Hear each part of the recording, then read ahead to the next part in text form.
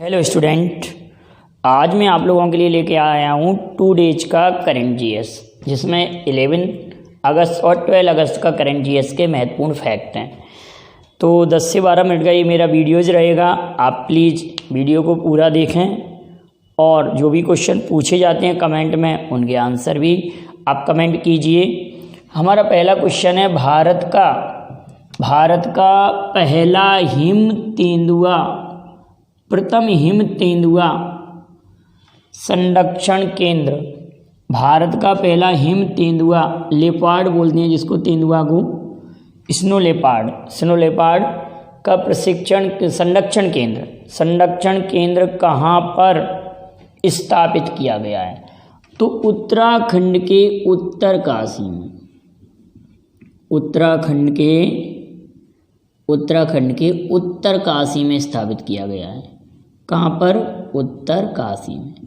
अभी हाल में उत्तराखंड चर्चा में रहा कि उत्तराखंड में सबसे बड़ी तितली भी उत्तराखंड में पाई गई थी, जिसका क्या नाम था? आप सभी लोग जानते हैं उस तितली का नाम। उत्तराखंड में पाई जाने वाली सबसे बड़ी तितली का नाम क्या था? आप इसको कमेंट करिएगा कि उत्तराखंड में एक सबसे बड़ी तितली पाई गई थी, उसका नाम आप कमेंट करेंगे। और उत्तराखंड राज्य ने दृष्टि पोर्टल और होप पोर्टल भी लॉन्च किया था। उत्तराखंड में ही मुनस्यारी में लाइकेन पार्क स्थापित किया गया है। उत्तराखंड के मुनस्यारी में लाइकेन पार्क स्थापित किया गया है। ठीक है, सबसे बड़ी तितली का नाम आप कमेंट करेंगे और हिम तेंदुआ संरक्षण केंद्र याद रखेंगे। और इसकी 2 राजधानी हैं, एक तो आप लोगों को मालूम है देहरादून, और समर कैपिटल और बनी है जिसका क्या नाम है? गरसैंड। और भी कई बातें हैं, लेकिन इतनी बात इंपॉर्टेंट थी वो मैंने आपको बताई। मालगुड़ी संग्रहालय किस राज्य ने स्थापित किया है? मालगुड़ी संग्रहालय किस राज्य ने स्थापित किया? तो आप याद रखेंगे कर्नाटक की राजधानी बेंगलोर, और कर्नाटक ने स्थापित किया है। असंदियाब किस देश के प्रधानमंत्री हैं? असंदियाब किस देश के प्रधानमंत्री हैं जिन्होंने अभी हाल में ही इस्तीफा दिया है? रीजन क्या है? आप सभी लोग जानते हैं, मैंने इस पर एक सेपरेट वीडियोज भी बनाया आप लोगों के लिए। उस वीडियो में मैंने आपको जानकारी दी थी कि किस तरह से लेबनान की राजधानी बैरूत में विस्फोट हुआ था और अमोनियम नाइट्रेट में ये विस्फोट हुआ था। तो वहाँ के जो प्रधानमंत्री थे, जन आक्रोश के कारण जो जन आक्रोश हो रहा है उनके विरुद्ध में, तो उन्होंने इस्तीफा दे दिया है। किस देश के हैं? तो आप क्या कहेंगे, किस देश के प्रधानमंत्री हैं ये? तो लेबनान देश के प्रधानमंत्री हैं। लेबनान की राजधानी बैरूत है। मुद्रा है पाउंड, लेबनानी पाउंड। ठीक है। कोविड-19 वैक्सीन पंजीकृत या रजिस्टर कराने वाला पहला देश कौन बना है? तो आप लोगों ने सुना होगा इस देश का नाम, ये तो खूब चर्चा में रहा था। इसने कहा भी था कि मैंने कोविड-19 की वैक्सीन तैयार कर ली है। तो ये देश है रूस के बारे में आप जानते हैं। रूस ने सर्वप्रथम अंतरिक्ष में उपग्रह छोड़ा था स्पुतनिक। उरल के पहाड़ हैं, एल्ब्रूज पर्वत श्रृंखला है। अब इस वैक्सीन का क्या नाम है, ये आप मुझे कमेंट करेंगे कि वैक्सीन का नाम क्या रखा है, वैक्सीन का नाम क्या रखा गया है और कहाँ पर ये तैयार हुई, मतलब किस संस्थान ने तैयार की है। रूस की किस संस्थान ने इसको तैयार किया है? तो आप ये तो याद है, क्लियर है, रसिया। ठीक। किसी ने पूछा था कि जो राम मंदिर बनेगा वो किस शैली में बनेगा? तो आप याद रखेंगे नागर शैली में। राम मंदिर नागर शैली में बनेगा, ये किसी का क्वेश्चन था। राम मंदिर किस शैली में बनेगा? नागर शैली में। ये क्वेश्चन तो आ सकता, लेकिन किसी ने ये भी कहा था कि सर उसमें जब आधारशिला रखी गई तो किसकी ईंट का प्रयोग किया गया? तो चांदी की ईंट थी, इस टाइप के क्वेश्चन कम आते हैं। कितने लोगों को आमंत्रित किया गया? 175। तो इस टाइप के क्वेश्चन आपको नहीं पढ़ने बेटाओ। आपको जो मैंने उस पर भी वीडियो बनाया है, आप उसको भी देख लीजिए। अगला पॉइंट है हमारे पास वाल्टर रोजर मार्टोस रुइच। आप तो वाल्टर मार्टोस याद कर लो, वाल्टर मार्टोस पूरा याद करेंगे तो वाल्टर रोजर मार्टोस रुइच किस देश के प्रधानमंत्री बने हैं? किस देश के प्रधानमंत्री बने हैं? तो पेरू की राजधानी आप सभी लोग जानते हैं लीमा है। पेरू की राजधानी क्या है? लीमा है। पेरू की राजधानी लीमा है। और सोम यहाँ की मुद्रा है। करेंसी क्या है? सोम। और इतना बात याद रखेंगे, वाल्टर मार्टोस प्रधानमंत्री बने हैं पेरू में, राजधानी लीमा। चौथी बार श्रीलंका के प्रधानमंत्री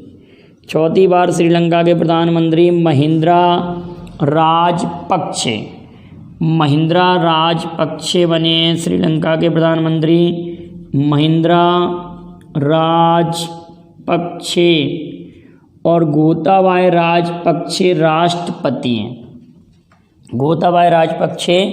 राष्ट्रपति हैं। भारत और श्रीलंका के मध्य पाक स्ट्रेट है।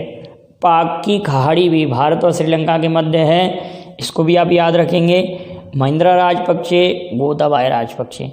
और श्रीलंका की कैपिटल, आप लोग कमेंट करके जवाब भेजेंगे कि श्रीलंका की कैपिटल क्या क्या है और कितने शहर इसकी राजधानी रह चुके हैं। कई बार मैं आपको पढ़ा चुका हूँ। और मोतियों का द्वीप किसे कहते हैं ये बताएंगे। मोतियों का द्वीप किसे कहते हैं और आंसुओं का द्वीप किसे कहते हैं? क्लियर है? श्रीलंका एक द्वीपीय देश है जबकि भारत एक प्रायद्वीप है। श्रीलंका द्वीपीय देश है जबकि भारत एक प्रायद्वीपीय देश है।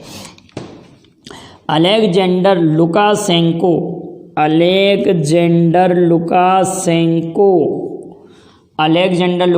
6वीं बार राष्ट्रपति बनी है। बेलारूस में बनी है। किस देश में बनी है बेटा? बेलारूस की राजधानी मिन्स्क बेलारूस की कैपिटल है मिन्स्क। अरुणाचल प्रदेश का पहला रेशम प्रशिक्षण व उत्पादन केंद्र एक जनजातीय गांव में स्थापित किया गया है जिसका नाम है चल्लू। क्या नाम है? एक जनजातीय गांव है जिसका नाम है चल्लू। अरुणाचल प्रदेश का पहला रेशम प्रशिक्षण व उत्पादन केंद्र अरुणाचल प्रदेश का एक गांव है जिसका नाम है चल्लू गांव में, जनजातीय गांव में स्थापित किया गया है। अरुणाचल प्रदेश की राजधानी ईटानगर सभी लोग जानते हैं। अरुणाचल प्रदेश में ब्रह्मपुत्र नदी प्रवेश करती है और ध्यंग गार्ज बनाती है। और यहाँ पर इसको हम धियंग नदी भी कहते हैं। धियंग गार्ज बनाती है और धियंग नदी भी कहते हैं। अरुणाचल प्रदेश को भारत में उगते सूर्य की धरती कहते हैं क्योंकि सर्वप्रथम सूर्य उदय इसी राज्य में होता है। ठीक है। मानी तोम्बी सिंह ये मोहन बागान के कैप्टन भी रह चुके हैं। तो अब आप जब जैसे ही मोहन बागान का नाम आया तो आप कह देंगे ये किस खेल के प्लेयर हैं? तो ये फुटबॉल प्लेयर हैं। पद्मश्री सम्मानित मुकुंद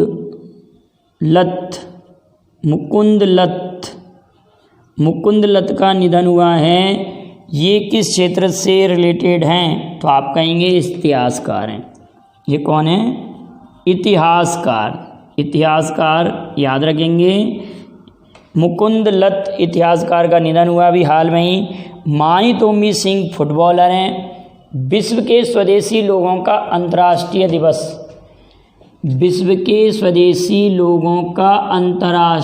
दिवस और international day of the world's indigenous people. अब ये होते क्या हैं? जैसे कि हमारे देश के नागरिक किसी अन्य देश में जाकर रह रहे हैं लेकिन इंडिया की इकोनॉमी में भी कुछ योगदान होगा, कुछ हिस्सा तो होगा ना इंडिया की इकोनॉमी में। तो ऐसे व्यक्तियों के लिए, ऐसे लोगों के लिए जो लोग भारत से बाहर रह रहे हैं, माने पूरे विश्व के, जैसे अमेरिका का भी भारत में रह रहा है, तो पूरे विश्व लेवल से उनके लिए एक डे मनाया जाता है, विश्व के स्वदेशी लोगों का अंतर्राष्ट्रीय दिवस। तो ये मनाया जाता है 9 अगस्त को, अप्रैल नहीं 9 अगस्त को मनाया जाता है। इसी महीने में 9 तारीख को मनाया गया, अगस्त में 9 अगस्त को ये दिवस मनाया गया। और 9 अगस्त को नागासाकी दिवस भी मनाया है। 9 अगस्त को नागासाकी दिवस भी मनाया है। अगली इम्पोर्टेंट बात, आप 6 अगस्त को हिरोशिमा दिवस मनाया है। 8 अगस्त को भारत छोड़ो आंदोलन दिवस मनाया है। इसकी 78वीं जयंती मनाई है और 202 स्वतंत्रता संग्राम सेनानियों को सम्मानित भी किया है। ये भी आंकड़ा आप याद रखना, ये पूछा जा सकता है। 78, आप कभी भी ध्यान रखना कि किसी भी जयंती, किसी भी दिवस को अगर निकालना हो तो उस सन में से, आज की सन में से, जैसे 2020 में से, 2020 में से आप 1942 सब्ट्रैक्ट कर देंगे तो 78 ही आएगा। तो आपको पता चल जाएगा। जैसे अभी मैं आपसे अगर पूछता कि रविन्द्रनाथ टैगोर की कौन सी जयंती मनाई गई इस बार 7 मई को, रविन्द्रनाथ टैगोर की कौन सी जयंती मनाई गई 7 मई को, 7 मई को, तो आप कहेंगे सर 1961 में उनका जन्म हुआ था, 1961 में रविन्द्रनाथ टैगोर का जन्म हुआ था। 2020 में जब 1961 घटा देंगे तो 159, 159 भी मनाई गई थी। अब स्वामी विवेकानंद की कहा जाए इसी प्रकार से तो 1963 स्वामी विवेकानंद का जन्म हुआ था। ये आप क्या कहेंगे इसको, 1861 में हुआ था, 1861 रविन्द्रनाथ टैगोर का 1861, और स्वामी विवेकानंद का भी 1863, स्वामी विवेकानंद का 1863 में, रविन्द्रनाथ टैगोर का 1861 में जन्म हुआ था। क्लियर है, ये वाली बात आप याद रखेंगे। और जब पहली बार राष्ट्रीय गीत वंदे मातरम, राष्ट्रीय गीत की बात हो रही है, गान की बात नहीं हो रही, 1896 में कलकत्ता अधिवेशन में गाया गया था। तो गीत भी रविन्द्रनाथ टैगोर ने गाया था, लेकिन राष्ट्रीय गान के लेखक कौन है, रविन्द्रनाथ टैगोर, और राष्ट्रीय गीत के लेखक कौन है, बंकिम चंद्र चटर्जी। ये आप ध्यान रखना। और इनका जन्म 7 मई 1861 और 12 जनवरी 1863 को स्वामी विवेकानंद का जन्म हुआ था। एक मैंने वीडियोज बनाया है महान व्यक्तियों के जन्म दिवस पर कौन कौन सा दिवस मनाया जाता है। 23 जनवरी 1897 को 1897 को सुभाष चंद्र बोस का जन्म हुआ था। 14 अप्रैल 1891 को BR अम्बेडकर का जन्म हुआ था। तो ऐसे बहुत सारे मैंने महान पुरुषों के जन्म दिवस पर भी वीडियो बनाया, आप उसको भी देख लीजिए।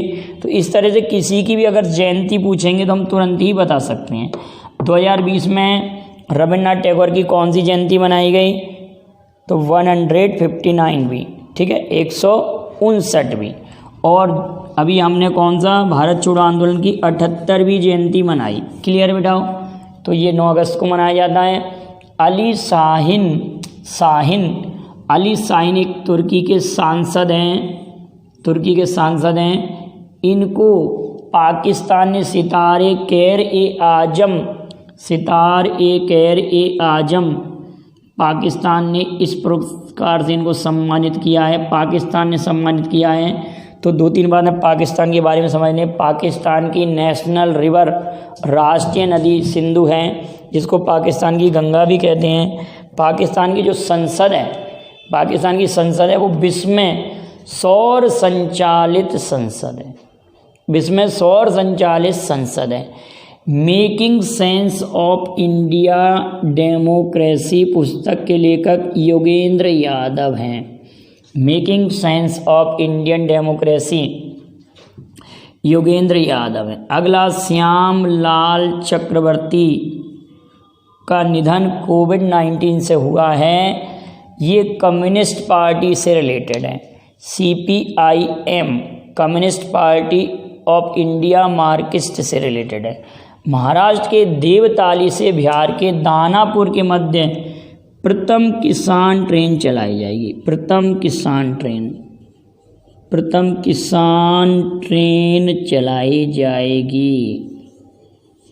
प्रथम किसान ट्रेन, इतनी बात याद रखें। अब हम पिछले वीडियोज में जो क्वेश्चन पूछे गए थे, पिछले वीडियो में आपसे ये क्वेश्चन पूछा गया था कि CAG नियंत्रक और महालेखा परीक्षक अभी हाल में ही गिरीश चंद्र मुर्मू बने हैं, वो कौन से नंबर के हैं? तो 14वें नंबर के। राजीव महिषी 13वें नंबर के थे, उनका इन्होंने स्थान लिया है। और अरविंद सक्सेना का स्थान जो नए लोक सेवा आयोग के अध्यक्ष बने उन्होंने लिया था, उनका नाम है, आप सभी लोग जानते हैं, प्रदीप कुमार जोशी। संघ लोक सेवा आयोग के नए अध्यक्ष प्रदीप कुमार जोशी बने हैं, उन्होंने अरविंद सक्सेना का स्थान लिया है। और भारत के नए CAG कौन बने हैं? गिरीश चंद्र मुर्मू, जो कि जम्मू कश्मीर के उपराज्यपाल थे। जम्मू कश्मीर के पहले उपराज्यपाल कौन बने थे? गिरीश चंद्र मुर्मू थे। और इनको अब क्या बना दिया गया? भारत का नियंत्रक और महालेखा परीक्षक बनाया है, CAG बनाया है। तो CAG का वर्णन आर्टिकल 148, बार बार पे मैं कह रहा हूँ 148, लेकिन CAG के कर्तव्य वगैरह का वर्णन है 149 में। ये MPPSC का क्वेश्चन था, अभी पूछा गया था कि CAG के कर्तव्यों का वर्णन 149, CAG का वर्णन 148 में। और भारत के पहले CAG B नरहरि राव 1948 से 1954 तक, 1948 से 1954 तक रहे थे B नरहरि राव, और CAG का पद अनुच्छेद 148 में है। एक क्वेश्चन तो ये पूछा गया था। अगला क्वेश्चन था कि रेलवे के स्वच्छता का ब्रांड एम्बेसडर किसे बनाया गया है? मैं श्रीधरन कहने वाला था, मैंने इसलिए उसको कंफ्यूजिंग पॉइंट रखा, आप लोग के श्रीधरन लिख सकें। श्रीधरन नहीं होगा बेटा, मेट्रोमैन श्रीधरन हैं, मेट्रोमैन श्रीधरन को कहते हैं। लेकिन रेलवे स्वच्छता का ब्रांड एम्बेसडर बिंदेश्वरी पाठक को बनाया गया है। रेलवे स्वच्छता का ब्रांड एम्बेसडर बिंदेश्वरी पाठक को बनाया गया है। इतनी बातें क्लियर हैं, यहाँ तक कोई प्रॉब्लम नहीं है। तो ये क्वेश्चन आपसे पूछे गए थे। एक और क्वेश्चन पूछा था कि सूरमा भोपाली के नाम से प्रसिद्ध फिल्म कलाकार, सूरमा भोपाली के नाम से प्रसिद्ध फिल्म कलाकार सैयद इश्तियाक अहमद जाफरी, सैयद इश्तियाक अहमद जाफरी का निधन हुआ है। उन्हें अन्य किस नाम से जाना जाता है? तो जगदीप नाम से जाना जाता है। सूरमा भोपाली नाम से प्रसिद्ध थे। तो इन क्वेश्चनों को आप अच्छे से तैयार कर लेंगे। काफ़ी इंपॉर्टेंट क्वेश्चन थे, जिसमें सबसे ज़्यादा इंपॉर्टेंट हिम तेंदुआ संरक्षण केंद्र उत्तराखंड संधियाब ने इस्तीफा दिया, ये वाला इम्पोर्टेंट। और कोविड वैक्सीन तो आप लोगों को मालूम ही होगा, सभी लोगों को। और अगला है पद्मश्री सम्मान, सबसे ज़्यादा इम्पोर्टेंट ये क्वेश्चन बन रहा है इसमें। और पहली किसान ट्रेन का स्थान पूछा जा सकता है कि इन दो स्थानों के बीच में चली। क्लियर है? इतनी बातें आप अच्छे से तैयार कर लेंगे। और वीडियो पसंद आया तो लाइक और शेयर करेंगे। Thank you very much. जय हिंद, जय भारत।